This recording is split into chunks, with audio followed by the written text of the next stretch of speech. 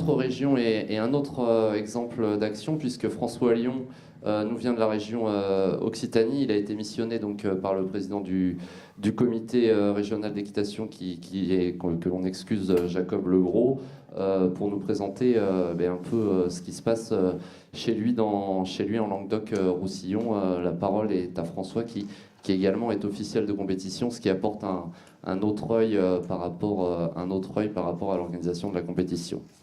Tout à fait, merci Mathias. Bonjour mesdames, bonjour messieurs. Bien, tout d'abord, je suis très honoré d'être avec vous à l'occasion de ces assises régionales. Et j'ai le plaisir de vous parler bien de ce circuit qui prend de l'ampleur d'année en année, qui est le circuit du Languedoc-Tours Sud-France. Alors, c'est un circuit qui a été mis en place par le président, par Jacob Legros, et par le président de la commission de CSO du Languedoc-Roussillon, qui n'est autre que Bertrand Renaud. Et depuis des années, ils se retrouvaient toujours ensemble dans les remises et récompenses, et ils ont décidé à travers ce circuit de faire évoluer le niveau et de faire évoluer et faire venir donc les générations suivantes. C'est un circuit qui a vu le jour suite à l'arrivée du nouveau règlement auquel il a fallu s'adapter. D'accord. Et ensuite, à l'issue de ce nouveau règlement, ils ont décidé d'optimiser sa mise en œuvre, et ce, à travers le nouveau circuit, qui a permis de favoriser le développement des épreuves élitistes pour les amateurs, et également de mettre en place des épreuves Pro 1, de surélever le niveau des cavaliers professionnels qui, jusqu'à présent, se retrouvaient tous les week-ends et s'affrontaient sur des épreuves d'1,35 m, et qui maintenant se retrouvent sur des épreuves d'1,40 m. Avec la fusion, justement, avec la fusion du Creux de Midi-Pyrénées, depuis maintenant 2 ans, le Languedoc-Tours a pris des lettres de noblesse et s'appelle le Languedoc-Tours Sud-France. Ce Languedoc-Tours Sud-France, voit le jour grâce à une triangulaire, grâce à la région Languedoc-Roussillon, à la région Midi-Pyrénées, à l'Occitanie maintenant, et à travers les organisateurs également, les organisateurs qui, lorsqu'ils prennent une étape de ce circuit Languedoc-Tours Sud-France, sont soumis à un cahier des charges et à un accompagnement financier. Et pour la réussite de ce circuit Languedoc-Tours Sud-France, il y a également toute la caravane des exposants qui, eux, aident d'une part financière, bien évidemment, et d'autre part avec des cadeaux, on le verra un petit peu plus tard, à la cagnotte qui permet de récompenser les 10 meilleurs concurrents du circuit pro et du circuit amateur. Le Languedoc-Tours Sud-France, aujourd'hui, c'est 8 étapes en Occitanie. Avant 2015, il y avait 5 étapes en Languedoc-Roussillon, et avec la fusion donc, de la région Midi-Pyrénées, ce sont maintenant 8 étapes. Et à l'issue de ces 8 étapes, tout au long de la saison, les concurrents courent pour un classement permanent qui leur permet d'accéder à la finale top 10 sur une épreuve amateur élite d'une hauteur de 1,30 m et à une finale top 10 d'une hauteur de 1,40 m. Une épreuve dans laquelle s'affrontent 10 finalistes, et des épreuves qui sont richement dotées, bien évidemment, puisque en ce qui concerne le circuit amateur, c'est grâce au partenaire CWD depuis de nombreuses années que les meilleurs concurrents sont souvent récompensés d'un total de 7 500 € de lot, dont une selle pour le vainqueur de ce circuit. Et en ce qui concerne les cavaliers professionnels, 12 000 € de dotation leur sont attribués dans la finale top 10. La caravane des exposants, c'est pour chaque exposant donne une prime, donc verse un montant de 3 000 €, ce qui leur permet d'accéder à 8 étapes et à la finale, ce qui donne en tout 36 journées de compétition, 5 départements en Occitanie, avec également ce circuit Languedoc-Tours Sud-France a suscité également l'attention de nombreux publics des creux et des régions voisines, notamment la région PACA, la région Rhône-Alpes et la région Auvergne. Et un potentiel de cavaliers et d'exposants qui est absolument pas négligeable et qui accroît chaque année, donc d'année en année et d'édition en édition. Alors, pour financer ce circuit élitiste, ce sont des ressources qui sont issues des licences propres aux fruits des clubs, un budget dégressif débloqué par le comité régional d'équitation Languedoc-Roussillon et une pérennisation du Languedoc-Tours Sud-France qui est due à des finances externes nécessaires. Il faut savoir qu'à chaque étape, chaque organisateur touche une subvention de 2 000 € de la part du Creux, d'accord, et également une partie de la part des exposants qui exposent sur chaque étape. Ça va être trop vite. Donc l'accompagnement des organisateurs, 2 000 € de la part du Creux, dont 1 000 € de la région, ce qui donc nécessite de la part du comité régional de l'équitation Languedoc-Roussillon une dotation de 12 000 €, Et à chaque exposant donne un chèque de 3 000 euros, soit un total de 18 000 euros pour les dotations, et 6 exposants par an, donc, dont CWD, qui sponsorise totalement d'ailleurs le circuit amateur.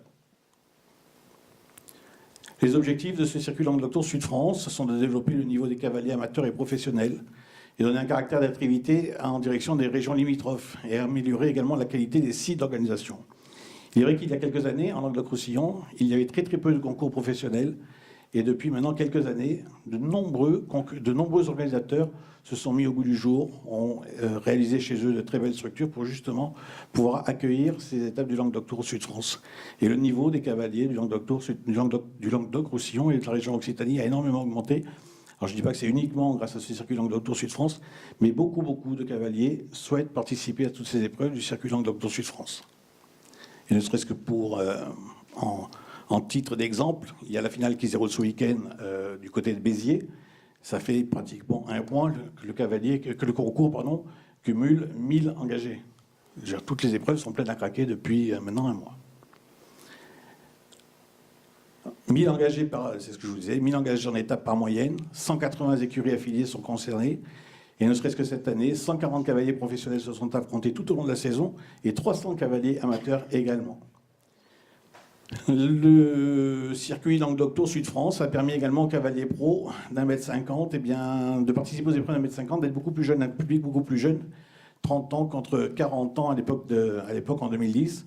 Et les cavaliers amateurs peuvent participer maintenant jusqu'à un circuit de 1,35 m. Ce sont des cavaliers qui sont beaucoup plus jeunes. Et il y a notamment de nombreux concurrents qui courent sur les scènes internationales, qui sont issus du circuit Languedoc-Tours Sud-France, notamment, pour ne citer que deux, Adrien Rouchon qui a remporté un Grand Prix du CSI 3 étoiles. Et la semaine dernière, à l'occasion d'Equitanion, un tout jeune concurrent qui a énormément participé à toutes les étapes du circuit Languedoc-Tours, qui n'est autre que Robin Mur, qui signait une très belle prestation dans une épreuve d'1,50 m à l'occasion du CSI d'Equitanion. Harold Boissé, oui, bien sûr. L'ambassadeur de la région, Harold Boissé. Bertrand Renaud est toujours sur le podium. Oui. Non, mais... Effectivement, voilà. Donc, voilà. Et ensuite, en 2018, il y a encore plein de projets de la part de Jacob Legros et de Bertrand Renaud, puisque maintenant, ils veulent monter le niveau du circuit Languedoc-Tours Sud-France professionnel pour courir sur une hauteur de 1,45 m. Un circuit de professionnalisation pour les BPGEPS, les DPGEPS et les cavaliers pro et officiels de compétition, et un facteur de valorisation et de commercialisation avec également d'autres actions telles que des organisations de colloques, entraînement et physiologie et bien-être de l'animal.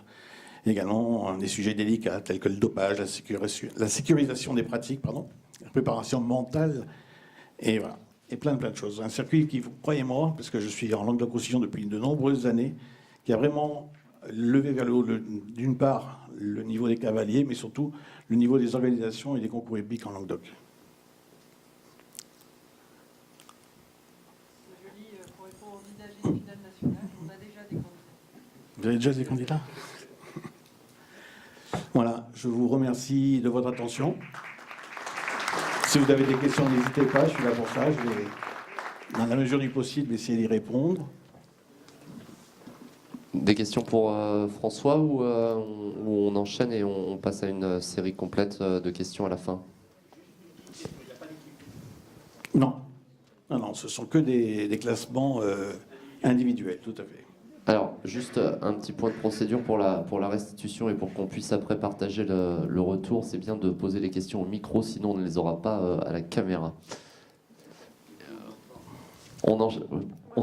J'ai une petite question sur le point attractivité pour les régions limitrophes. C'est pour garder vos cavaliers ou c'est pour faire venir aussi les régions limitrophes? C'est d'une part pour effectivement garder nos cavaliers et les amener vers le haut niveau, et surtout également pour remplir et faire venir les cavaliers des autres régions pour les inciter à participer à ces belles épreuves. Et pourquoi pas aussi accéder vers le haut niveau grâce à ce circuit. Je soutiens tout à fait, parce que c'est vrai que dans l'idée du grand régional, c'était la même idée de garder nos cavaliers en région. Et de ramener d'autres cavaliers, entre autres sur les endroits où on est relativement limitrophes, entre autres avec l'Île-de-France par exemple, où ça peut poser des problèmes. Enfin, ça ne pose pas des problèmes, mais il y avait des hémorragies dans un sens ou dans l'autre. Et c'est vrai qu'aujourd'hui, par exemple, nos épreuves amateurs élites, qui étaient peu existantes, je ne sais pas aujourd'hui, mais qui étaient peu existantes à l'époque en région parisienne, on a eu beaucoup de monde dans notre région sur ces épreuves-là qui sont arrivées, puisqu'on a organisé ce type d'épreuves.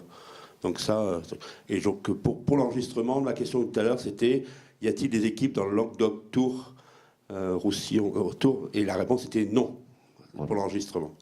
Non, uniquement des classements individuels.